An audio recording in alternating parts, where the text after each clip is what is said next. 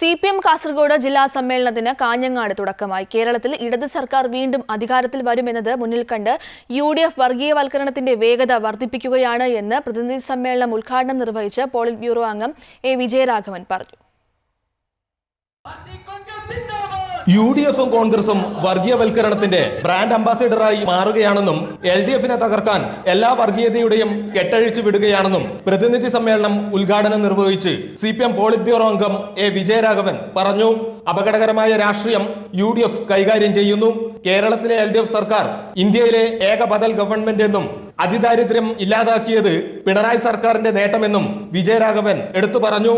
കേരളത്തിൽ ഈ വർഗീയ ശക്തികളെ ശക്തിപ്പെടുത്തുന്നതിന് വേണ്ടിയുള്ള പിന്തുണ നൽകുന്ന എല്ലാ ഘടകങ്ങൾക്കും എതിരായിട്ടുള്ള അതിശക്തമായ ബഹുജന മുന്നേറ്റം നമുക്ക് സംഘടിപ്പിക്കണം. ജനങ്ങളെ അണിനിരത്തേണ്ടതുണ്ട്.